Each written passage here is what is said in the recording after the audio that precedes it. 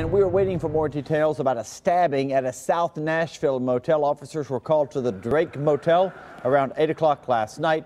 No word how seriously the victim was injured or if police have any suspects right now. A fight between a father and son ends in gunfire and one man in the hospital. We're told the two men were fighting at a home on Page Circle around 6 last night. At some point, one of the men pulled a gun and during a struggle, it went off, hitting the other.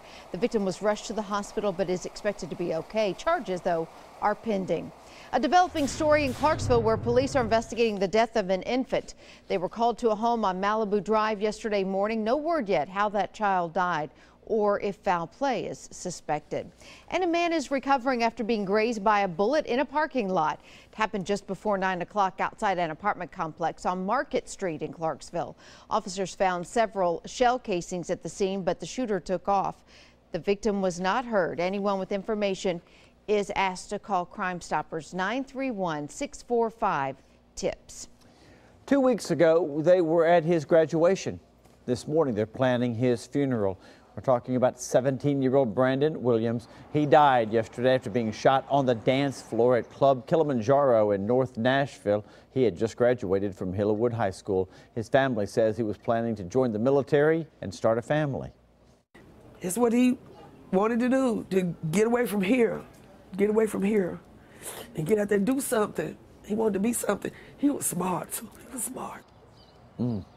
So far, no suspects have been identified. Anyone with information is asked to call Crime Stoppers at 615-74-CRIME.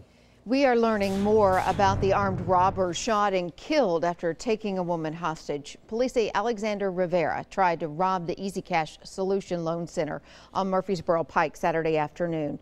When officers arrived, Rivera grabbed a female employee and came out holding a gun to her head. She managed to free herself just as officers shot him. Rivera died at the scene. The hostage wasn't hurt. Turns out the gun he had was just an air pistol. Investigators are looking into whether he's tied to similar robberies in the area. Now, the officer who shot him, Sergeant Scott Carter, is a 17-year veteran. He is on routine desk duty while the shooting is investigated. And new this morning, a man is behind bars accused of sexually assaulting a Dollar General employee. It happened last night at the store on 8th Avenue South.